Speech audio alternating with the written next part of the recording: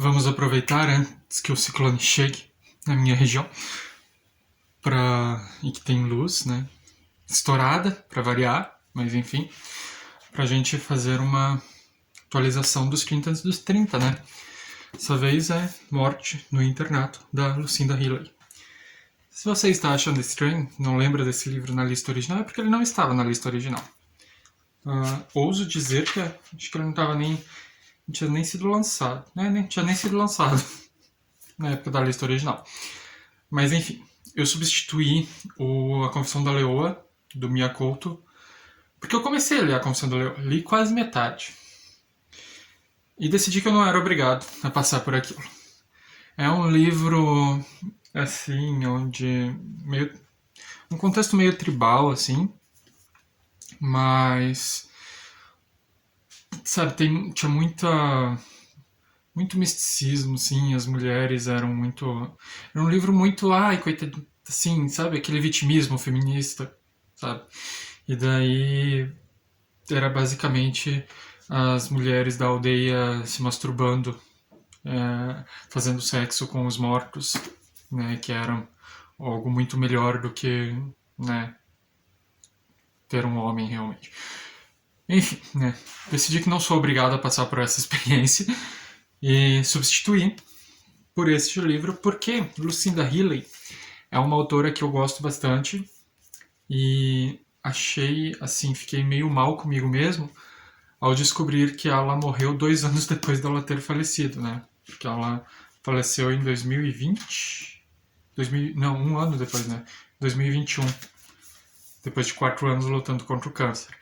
E eu ouvi uma notícia, alguma coisa, de que ela estava com câncer, mas não sabia que ela tinha falecido, né?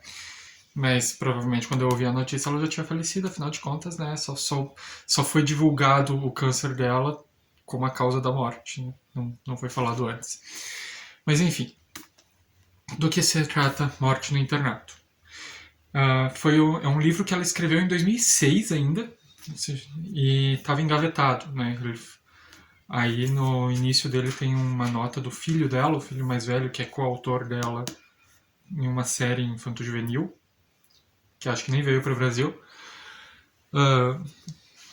E esse filho ele fala, né, que eles não quiseram mexer no texto, né, fazer grandes revisões e grandes mudanças, porque era um livro que ela iria, né, resgatar e reescrever, igual ela fez com A Garota Italiana, eu acho que é o nome. O Segredo de Helena e a Sala das Borboletas. O Segredo de Helena e a Sala das Borboletas, que são livros também que ela escreveu anos atrás e ela reescreveu para lançar mais recentemente. E esse também era outro que estava para ser reescrito, mas ela não chegou a fazer isso.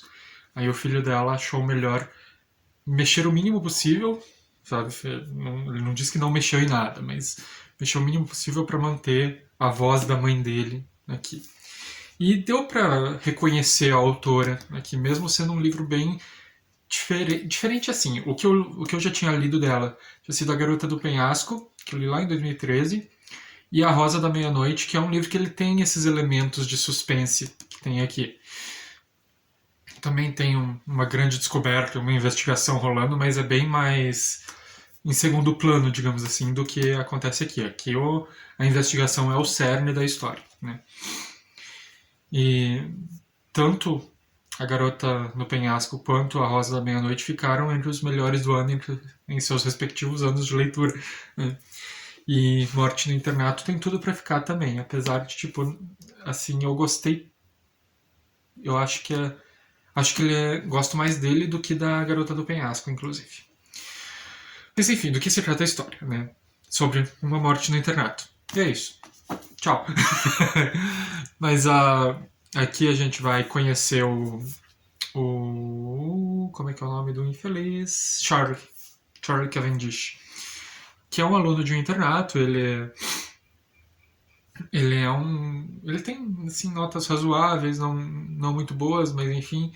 E ele é um mauricinho ali, ele quer tirar um ano sabático, mas o pai dele não quer bancar esse ano sabático dele, então né, exige boas notas, ele não se dá muito ali com o pai, ah, e ele sabe ali que ele é meio que é o único herdeiro de uma grande propriedade da família da mãe dele, se eu não me engano, não do pai, da mãe dele. E, né, então ele não está preocupado para o futuro, ele não está nem aí para o futuro porque ele vai herdar essa propriedade, então ele vai ser rico, ele vai poder vender, né, partes dessa propriedade para empreiteiras de construção e tal, e vai viver muito bem, obrigado. Ah, né, e ele está pensando nisso, pensando na vida dele, né, em como ele quer esse ano sabático, viajar por onde que ele quer ir? Nem lembro por onde que ele quer ir. Os Estados Unidos, talvez? Não lembro. Mas enfim, ele quer viajar ali com os amigos dele e tal, ficar um ano viajando. Ou talvez seja no Extremo Oriente, não lembro direito. Austrália, Índia, África. Em alguma parte do mundo. Ah, pensando nisso, enquanto tá indo dormir, ele pega os 2 comprimidinhos lá do remédio que ele toma praticamente a vida inteira, coloca na boca. E no que ele engole, ele começa a passar mal. Aí ele começa a ficar com falta de ar, engasga e cai morto. Então, depois é descoberto que o que ele tomou foi aspirina. E ele era absurdamente alérgico à aspirina, né? Como podemos supor, devido ao que aconteceu. Ah, aí vai começar uma investigação, né? Porque ah, quem que foi o responsável por trocar o remédio dele, que ele tomava um remédio para epilepsia toda noite, por trocar os comprimidos dele por comprimidos de aspirina. Sendo que todo mundo no internato sabia que ele era alérgico, né? Aí a gente vai vendo que ele fazia bullying com um guri ali. E daí a família desse guri é um outro núcleo de personagens também que vai ser bastante explorado, que é o David. É David? É a Angelina. E acho que é David o nome do pai, do marido da Angelina. Que eu já não lembro o nome do filho também. Rory. Rory Hunter. Não, Hunter é a inspetora. Gente, como é que é o nome? Fredericks?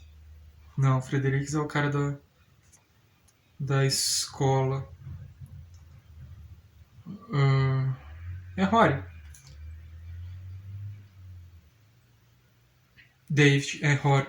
Rory, David e Angelina. A gente vai vendo que a Angelina ali tem uma vida bacana, né? O David, né, trabalha bastante, dá tudo o que ela quer, mas ela quer sempre mais, quer sempre mais. Ele acaba comprando uma casa caríssima ali, levando o padrão de vida dela lá pra cima, e o argumento que ela usa para convencer ele a comprar a casa, que é uma casa gigantesca, ele fala que não precisam de uma casa daquele tamanho, é ela dizendo que, né, seria perfeito para mais um filho, né, e tal, e ele sempre quis ter mais filhos, e ela usa esse argumento para convencer ele. Aí, ele, né, a vida dele começa a dar errado, ele tem uns problemas né, por causa que a mulher dele gasta, a Angelina gasta que nem não sei o que. Aí tem o filho dele sofrendo bullying na escola, apesar de ele ainda não ter certeza disso. Ele, assim, ele vai saber realmente disso mais pra frente, mas enfim. E, no dia que ele perde o emprego, que ele acaba perdendo o emprego, né? No dia que ele perde o emprego, ele vai para casa e ele percebe que ele descobre remédios anticoncepcionais da esposa dele, né? Que até onde ele sabia estava tentando ter outro filho e ela estava tomando anticoncepcional. Aí ele tá bêbado, vai, briga com ela e ela denuncia ele e põe uma medida protetiva e meio que expulsa ele de casa. E daí a gente vai descobrir que ela já estava tendo um caso com um outro cara, Richard. Acho que é Richard o nome do cara. Que é o Richard. Acho que Richard é o sobrenome dele.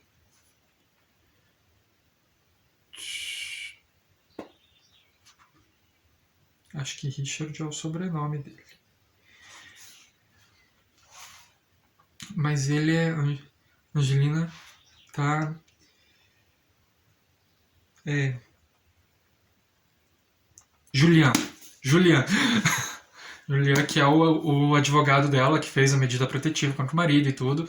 E meio que ele já tá morando lá na casa também, né? Ou, é, única, assim, nesse momento que a Angelina faz tudo isso, a gente começa a odiar ela com todas as forças.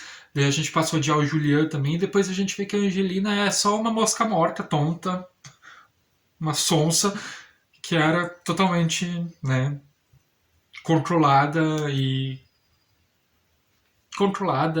manipulada ali pelo Julian. Então, né, vai acontecer coisas com o Julian aqui, que por mais que sejam coisas terríveis, a gente vai ficar muito feliz, porque é, né, personagem odioso. E vai ter também a questão da vida pessoal da Inspetora Hunter, que é a protagonista, né? Eu não falei dela até agora, mas enfim, ela é a protagonista do livro. Que ela trabalhava ali com. Ela era parceira do marido dela, e daí ela descobre que o marido dela teve um caso com uma outra colega de trabalho ali, e todo mundo sabia, ela foi a última a descobrir, e ela pega e foge pra Itália. Fica 6, 8 meses, não sei, na Itália. E daí quando ela volta, meio que, né, ela já tinha mandado uma carta de demissão pro chefe dela, e o chefe dela vai viajar pra ela, vai visitar ela, porque ele não aceita a demissão dela e, né, entrega o caso desse assassinato do, do Charlie Cavendish no internato pra ela investigar. Então vai ter toda a investigação ali, que vai juntar todos esses núcleos de personagens ali, né? A gente vai ver que tem uma questão muito antiga, né? Assim, tem um acontecimento ali no internato, né? Muito famoso, muito antigo também, mas que vai permear e vai lançar sua sombra sobre os eventos recentes do internato também. A morte do Charlie não é a única que vai acontecer. A gente vai vendo que o negócio vai ficando mais grosso conforme a história vai passando. E é uma história bem bacana, né? Como eu disse, eu gosto muito do jeito da Lucinda escrever. Gosto, né? Deixar as saudades, né? Mas ela tem uma obra razoavelmente extensa, então ainda tem bastante coisa dela para eu ler. Uh, muito, muito melhor do que a Confissão da Leoa estava sendo, né? Então, tá aqui um livro muito bacana sobre família, sobre confiança, sobre bullying, sobre relação familiar também, sobre confiança, e além de ser um suspense ali que deixa a gente bem intrigado. Eu li bem rapidinho o livro, não é um livro longo assim, ele tem o quê? Cadê as páginas? Tá, aqui no final tem o começo do livro dela. Tem 364 páginas, é um livro bem curto até. Então, tá aqui.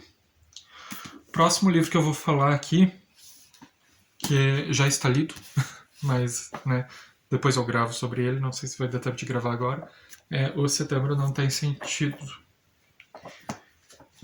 que é outro livro que também é substituto de um da lista original, mas falo sobre isso depois. Ali embaixo tem o link do blog, o link da Amazon, compre alguma coisa pelo meu link, por favor. O link da lista de desejos, o blog da Kelly, eu já falei que tem do blog, né? Do Scooby e o meu Instagram.